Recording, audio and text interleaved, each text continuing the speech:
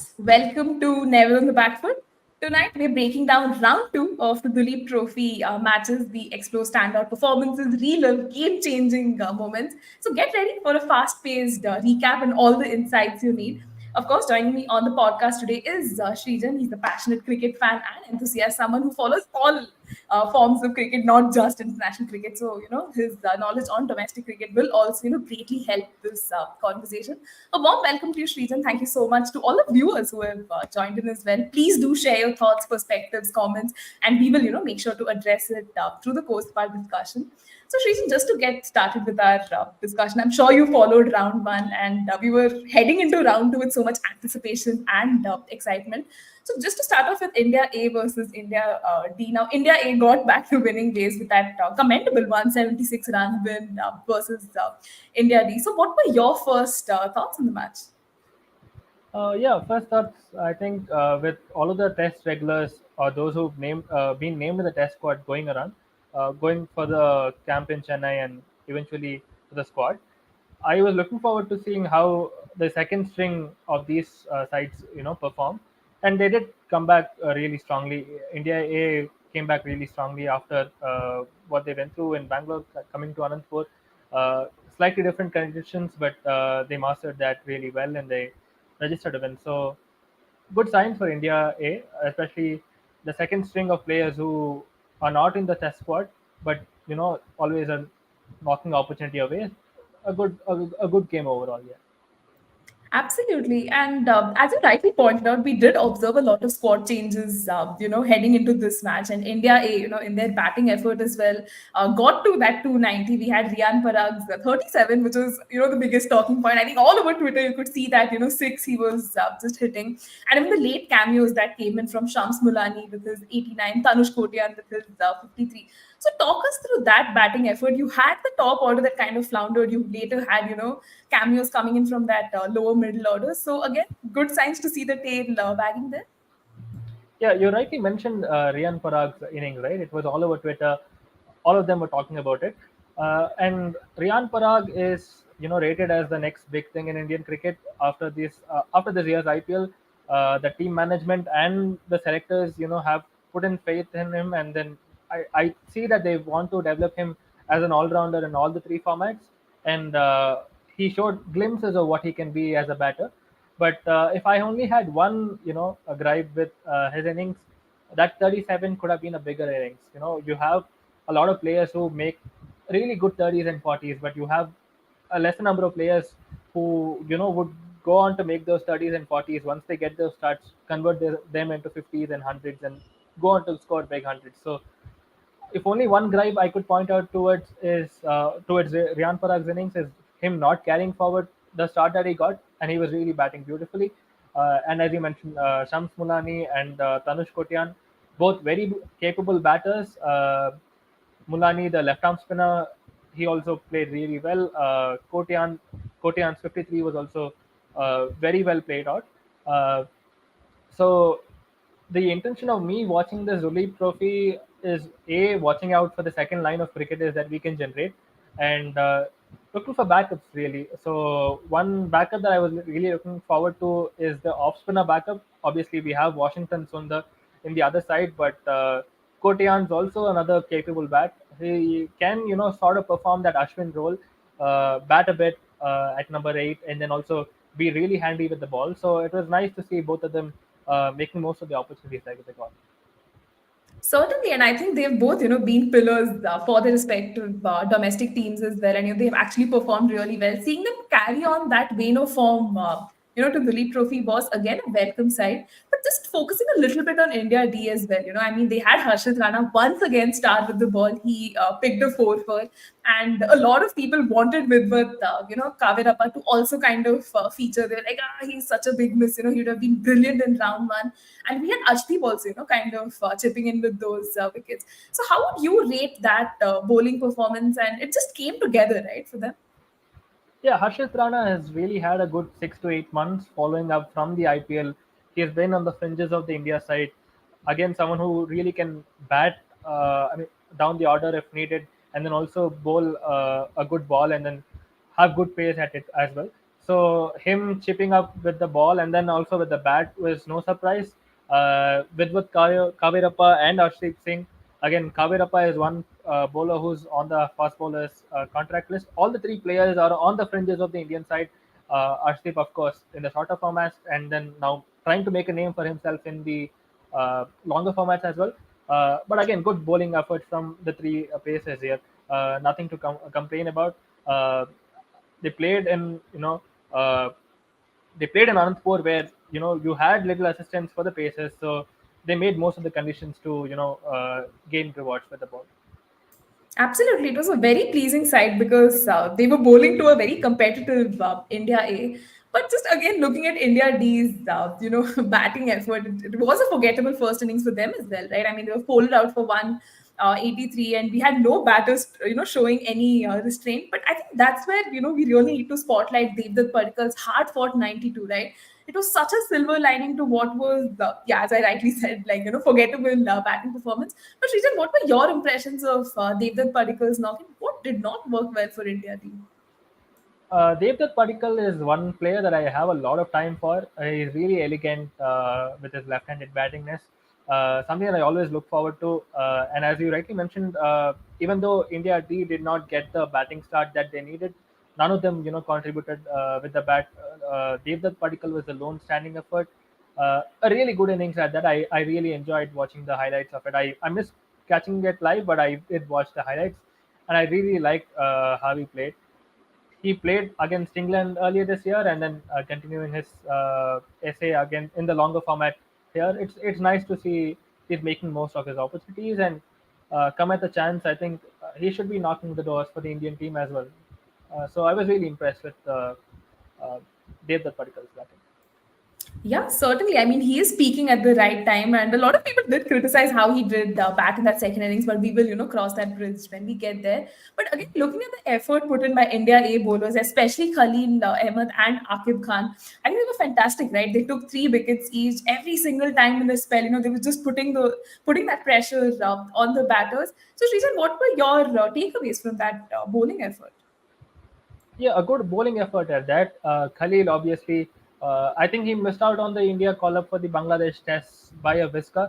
With Dayal making a case for himself in the first round, I think Khalil unfortunately missed out. Uh, but he did really put up a good performance in the second round as well. He was good in the first round as well.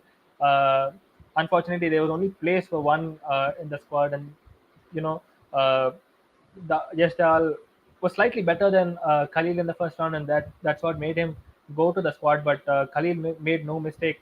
A really good bowling effort at that. And Akib Khan, another pacer that I've not watched a lot of, honestly, before the Duleep Trophy, but he was bowling good areas, good lines, and he had good pace as well. So it was interesting to watch him as well. Definitely. And in contrast, I mean, talking about India A again, I mean, they had a much better outing with the bat this time around. We had Pratham Singh, the 32-year-old kind of making a comeback, playing for Railways. Scored that 122. You had Mayank Agarwal's 56 also, kind of just setting the tone. But better things just kept happening. You had Tilak Varma who chipped in with that 111, such a brilliant knock. He was batting with, I think you can explain this better than you. We also had Shashwat Rawat, his 64. That just kind of took it to the next level, right? A very commendable batting performance. So, Srijan, if you were to break down each of those batting efforts and what they meant, especially Tilak Varma's knock, right? Yeah, it was really interesting to see how Tilak Varma shaped up to this challenge in this round of the Duleep Trophy. Uh, I really enjoyed watching him. It was a really good innings as you mentioned, and then Mayank Agarwal got starts as well as you mentioned. So a good batting performance is that. At that, I must admit that this part of the innings I didn't really watch, but I did see the highlights, and Tilak Verma was the highlight of that innings with 111, and then Pratham Singh, as you mentioned, I did read a little bit about him playing for Railways and then coming here. You know, you wait for these chances to make your case, and there are not a lot of opportunities for these kind of players. But when you get the opportunity knocking, you make sure that you're right up there, and then you put your name for the calling. So Pratham Singh I enjoyed, and Tilak Verma also, as you rightly mentioned, was a really good knock. Certainly, and I think this is the one highlights package that we'll definitely not get bored seeing because it was such a dominant batting performance. But again, Srijan, just putting in perspective India D's bowling because a lot of things went wrong. I think except Saurabh Kumar, no one really stood up and like took onus of getting those India A batters out. Again, what do you reckon kind of did not work out well for them? Were the conditions just playing up differently? And yeah, your observations. I think the India A batters, when they batted time, and then they assessed the conditions really well. That made bowling a little difficult for them. Saurabh Kumar, again, he's another cricketer who's been on the fringes of the India side. He stood up with the opportunity that was given to him. I really enjoyed watching that. But again, the conditions, as you mentioned, were not really in their favor. They failed to pick up India A wickets, and then Saurabh Kumar was the only lone fighting hand in that. Yeah, I mean, because a target of 488 was always going to be daunting for India D. But we saw some glimpses of a fight, and I think that's what made this match incredibly special. We had Ricky Bui, scored that 113. I think every single time on the comms we could hear, homeboy, he's used to these conditions and all of that. Then we had Shreyas Iyer and Sanju Samson, scored those gritty knocks, but somewhere just could not quite convert. Every single time, they were hitting boundaries or taking singles. We could see how the crowd was just roaring and all of that. But something just did not click for them, and they eventually, succumbed to a loss. So, Srijan, again, if you had to do a post-mortem of that batting effort, how would you look at it? Yeah, I did watch Ricky Bowie's batting on the last day. When he was batting, I really thought that they had a chance to chase the target, but it was never going to be easy. He played a really sublime knock. I really enjoyed watching that. I did watch that on the last day. And then Shreyas Iyer and Sanju Samson also. Sanju Samson did not have a very good first innings. There were a lot of hopes on him, trying to uh, etch a spot. Although it's not going to be easy, and we do have a lot of wicket keepers in the line as well. Uh, Sanju Samson is your top wicket keeper in India. Certainly, at least among the top 50, 60 cricketers in India. A good knock at that. But unfortunately, both of them didn't get to carry on their innings to, put a much more fighting total. But 488 was never going to be easy. But Ricky Bowie was certainly impressive. I did watch that, and I felt really happy for him. He's been around the circle for a long time, and he is finally making things work for him. Yeah, I mean, just seeing him from his under 19 days, the way he has kind of just developed his game and, become the kind of player he is, I think it's just remarkable. But Srijan, again, just picking your brains on the likes of Shreyas Iyer and Sanju Samson, you would expect that they would put some price in their wicket, right? A little more accountability and a knock that is, befitting their status as well. But somewhere, have you been disappointed with this duo and how they have kind of not been able to make the most of it? They are India internationals at the end of the day. There are expectations as well, but something just again did not work out. On Shreyas Iyer, yes, I agree because both the occasions that he got out, he was going to looking to go aggressively and then got out. Intent is one, and then there's also the match situation that you need to play for, right? As you rightly mentioned, you need to put that little bit more price on your wicket, and as an India international, there are a lot many more things that people expect out of you, and that was something that was missing out of Shreyas Iyer. Sanju Samson, again, a similar case, looking to go for the big shot and then losing his wicket. These are the big performances that count, right? And especially for Sanju Samson, we've not seen him get a stretch of chances at a stretch, right? We've not seen him get like a good six, seven games at a stretch for him to make a case for himself. And then whenever the opportunity is presented for himself, he's not made the most of it. That is something that a lot of Sanju Samson fans, cry about on social media, but there's nothing that you can do beyond a point. These are chances that come in very rarely and limited in time, but when you get those chances, you're expected to make the most of it. And unfortunately, they got starts and they couldn't carry on with those starts. That was the most disappointing part. But hopefully, in the next round of the Duleep Trophy, either of them, make a chance for themselves and make it a big point. Definitely. And I also hope, they play a few Ranji Trophy games as well because we have that all important BGT also coming up. And I hope, they can kind of stake a claim for themselves in that sport. But I know it's very competitive and going to be very difficult. But fingers crossed that this duo can kind of come out of this rut, because again they are a victim of their own. I think the expectations and everything that we have set on them. But I think here again, let's credit India is bowling. It just proved to be too good, right, in the second innings, especially Tanush Kotian, Shams Mulani. We've been raving about him. And the rest of the bowling also just coming into its own, just challenging India D and not letting the match slip away. So again, Srijan, how would you look at that bowling outing? I think, as you mentioned, Shams Mulani and Tanush Kotian, from a bowling perspective, I was looking at them from close quarters. My focus on the live stream was, trying to see where they were on the field and how many overs they were bowling and how many wickets they were getting. Because, as I mentioned earlier in the stream as well, one way that I wanted to look at these Duleep Trophy games is to try and see if we can develop backups for both Ashwin and Jadeja.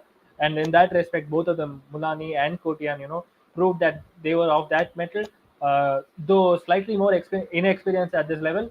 But as you present them with more time and more game time, they will come up with the challenge.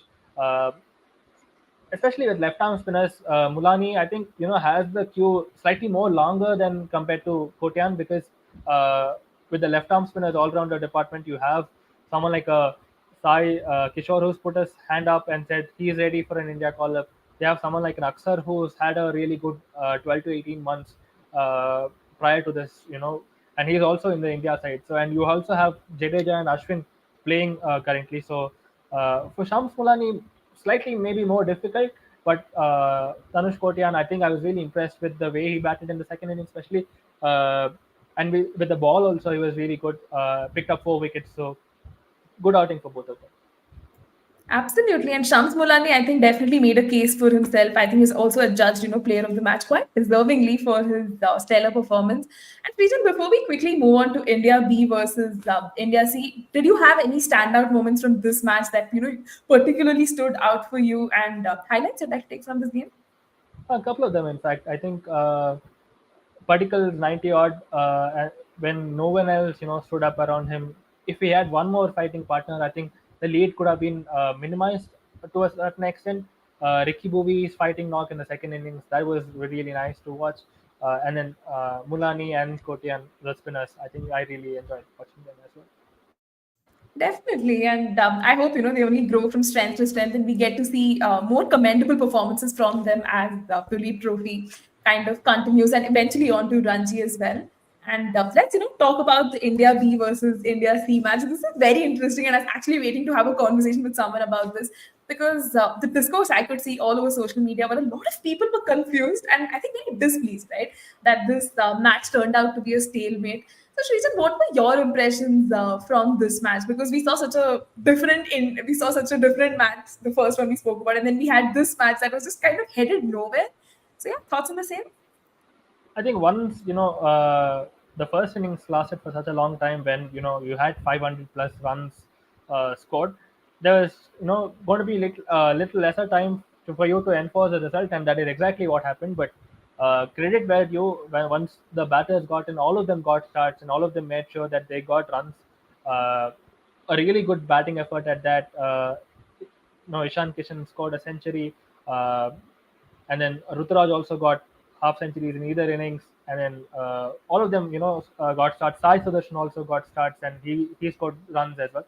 So once you get 500 plus runs and you bat for such long, there's going to be lesser time for you to enforce a result, and that is a drawback of it being a 4-day game, and there's no fifth day, right? So. Uh, Credit where due. Once they got a start, they made sure that all of them got big runs. And in India, runs is what counts as a batter. 40s and 50s don't count. The selectors always look for the big runs and the big centuries. All of them did get that.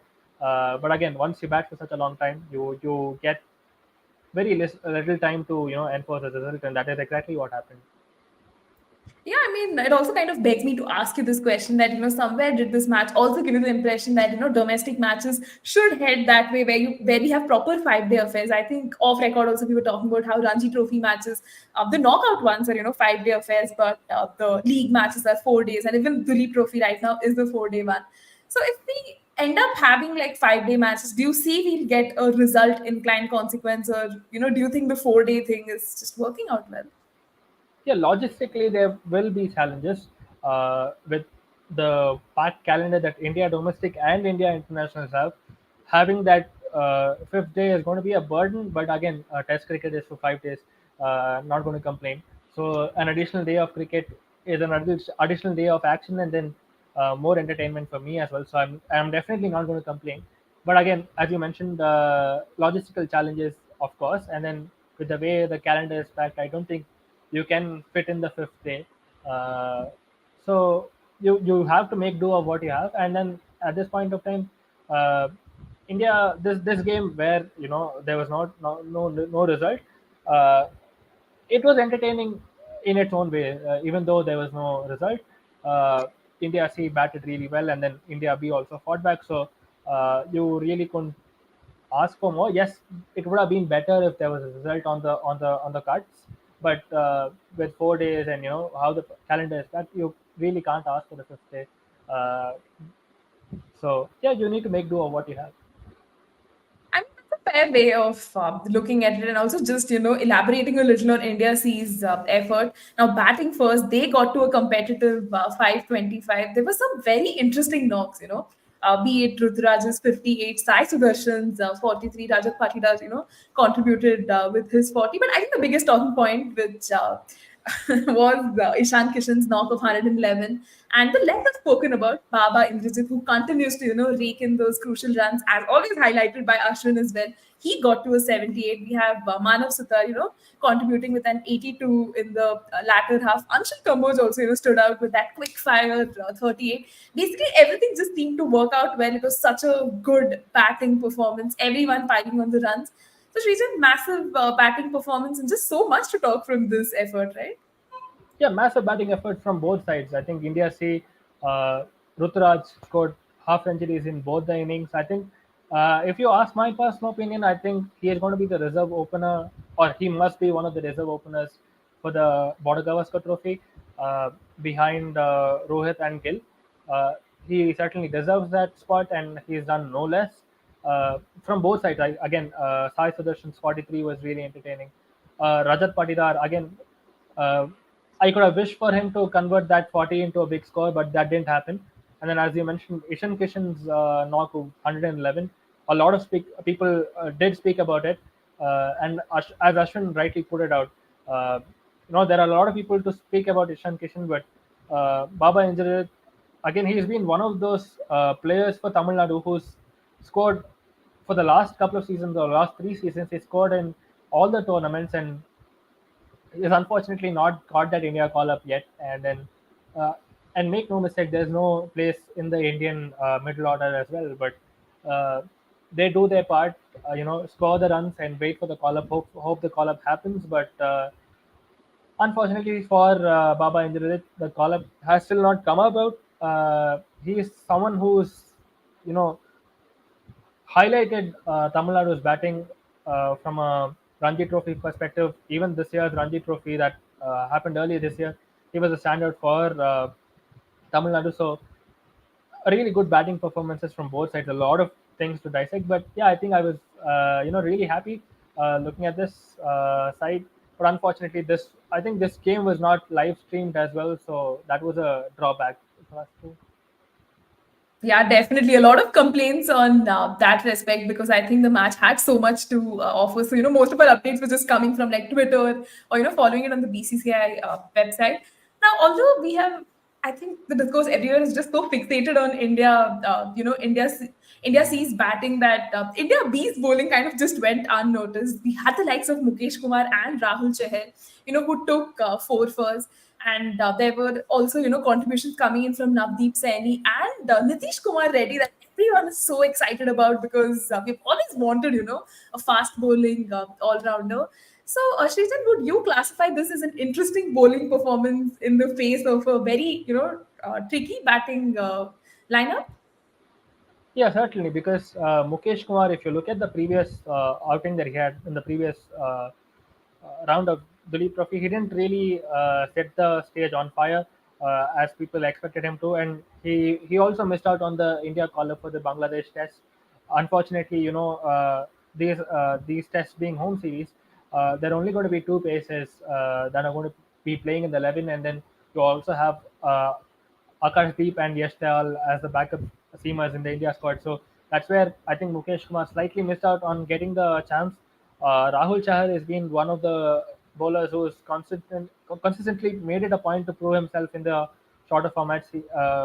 Whether it be IPL or red ball cricket as well, he's made it a point to make the ball talking and then make a case for himself. Navdeep Saini is a interesting case because before the first round of the Duleep Trophy, he was nowhere in the scheme of things. He came in as an injury replacement and then, made those performances, and now everybody is talking about him. And then Nitish Kumar Reddy, as you rightly mentioned, everybody seems to be excited about him. Uh, I think if you ask my personal opinion again, I think one of Hardik Pandya or Nitish Kumar Reddy is going to Australia. That for me is a not star at this point of time, because we need to make a case for ourselves in the Border Gavaskar Trophy for a third time in succession in Australia.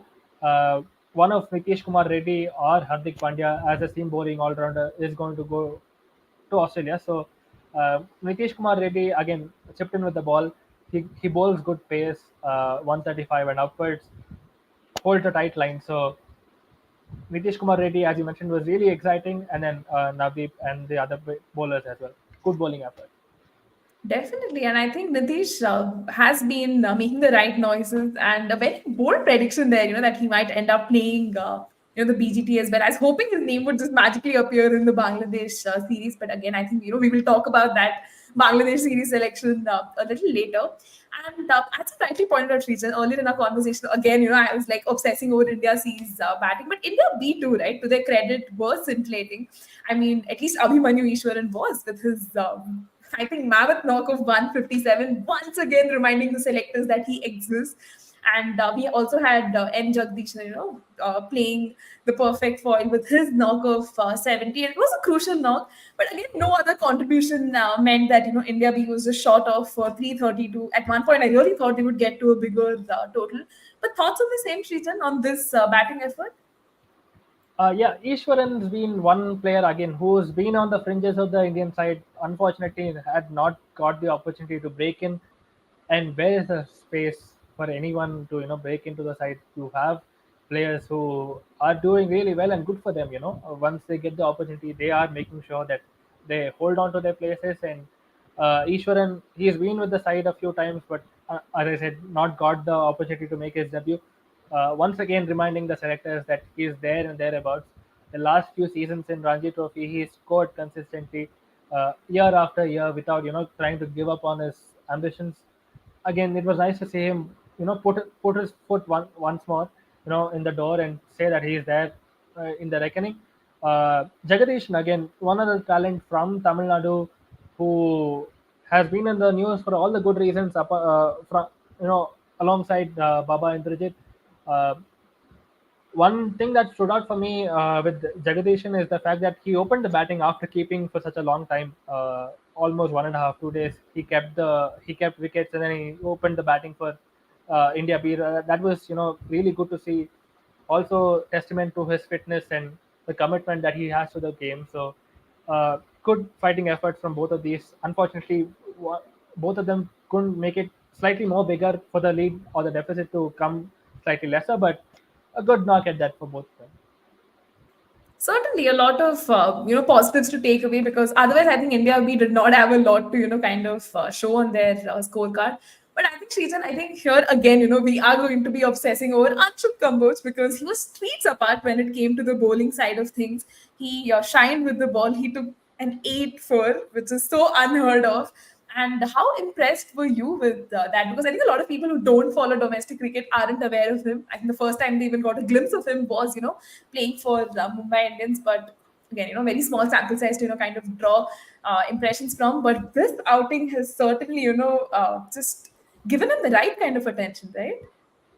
Yeah, certainly, because as you mentioned, not a lot of people seem to know of Anshul Kamboj before the Mumbai Indians, picked him up and then uh, had him in the IPL.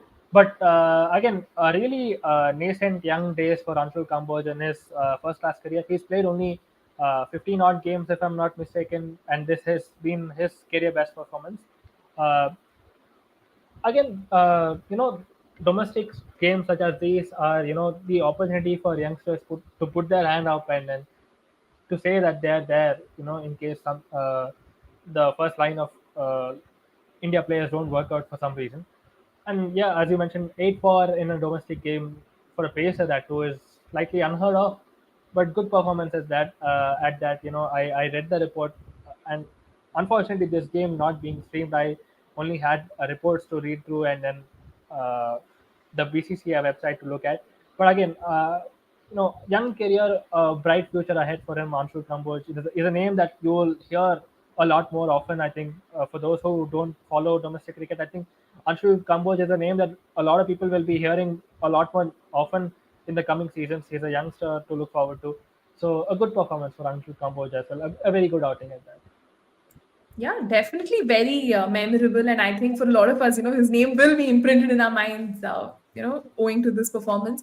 And again, just looking at India's scene now, they came out to bat again. We had the likes of, Ruturaj and Rajat being the pillars, with their knocks of 62 and 42.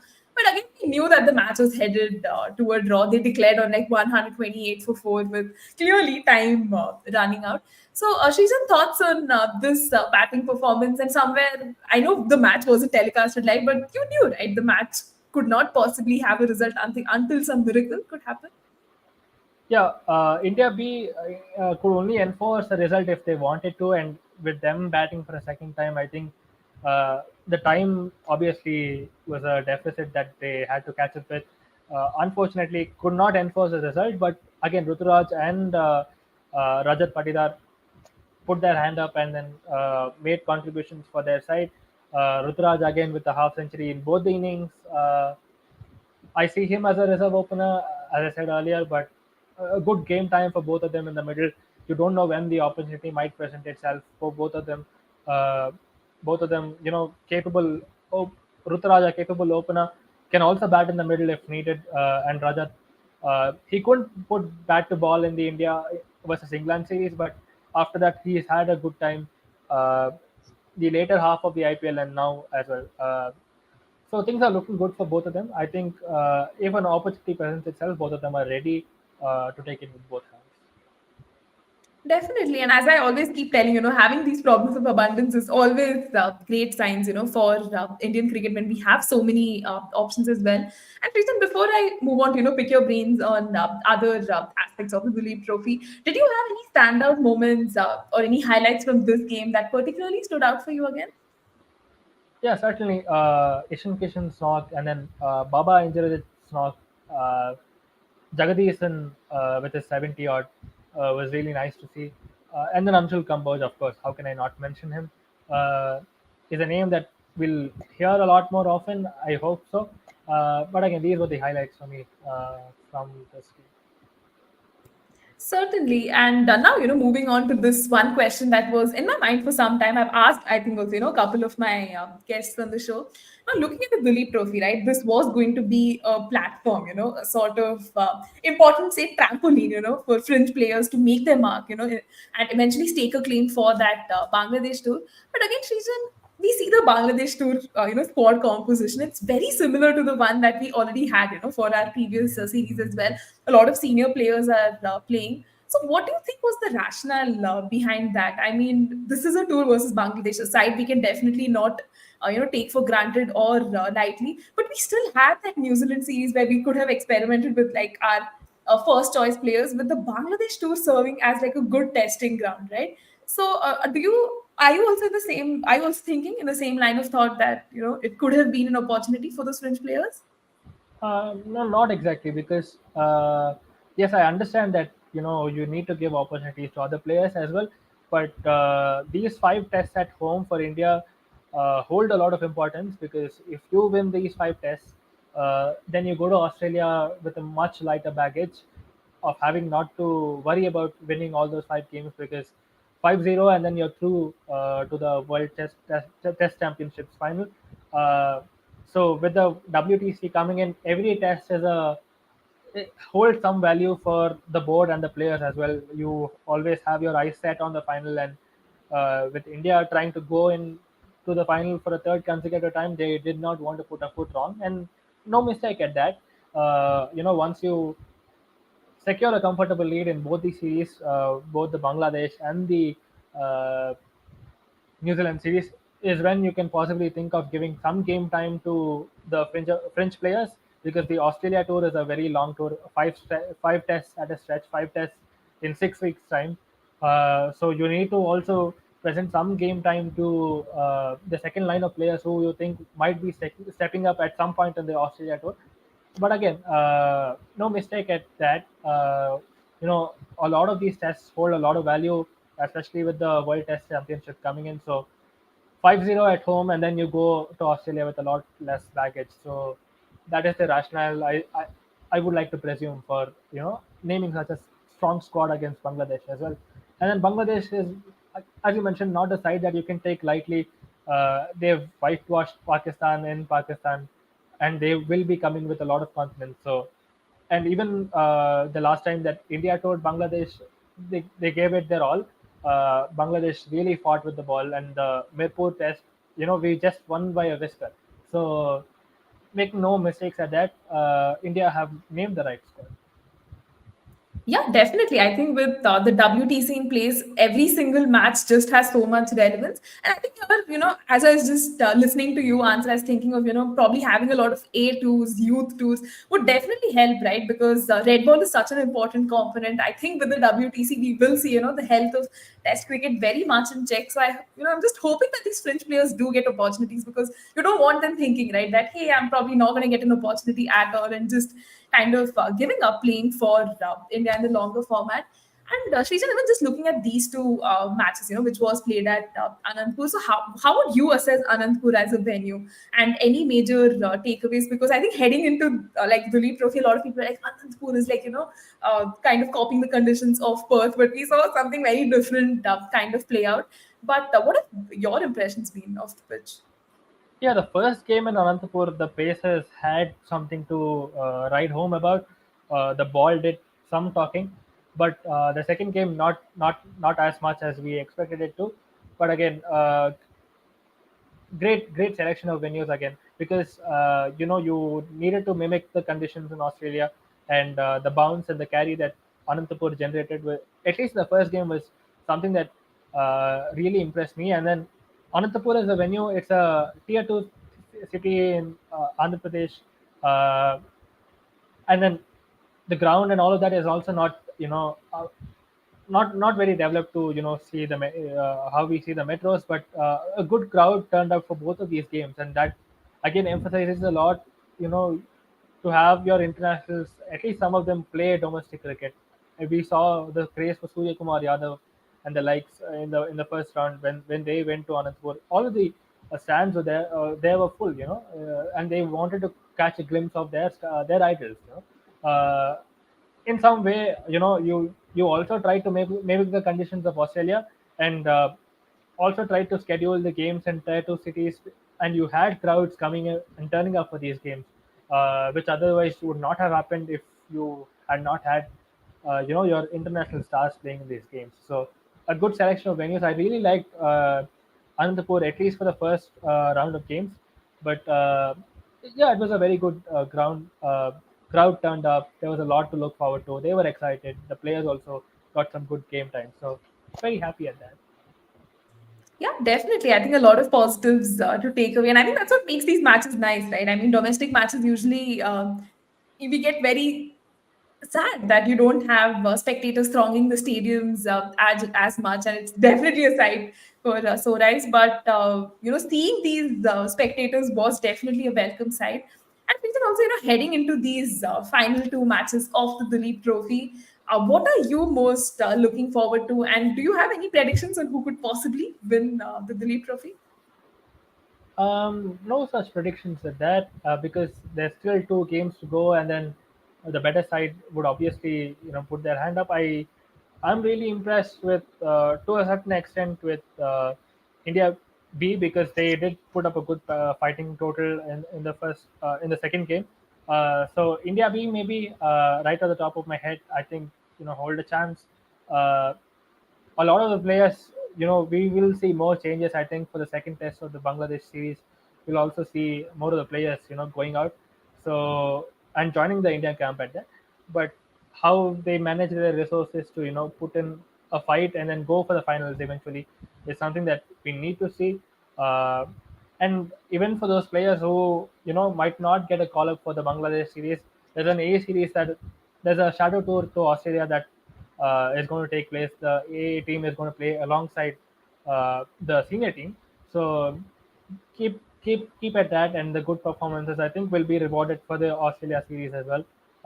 India A is touring Australia for a couple of unofficial tests and then a limited over series also, if I'm not wrong. So those players who don't make it to the India squad will obviously go to Australia early and then come at the hour. And if you need someone, you have someone ready in the India A setup there for you to make your pickings.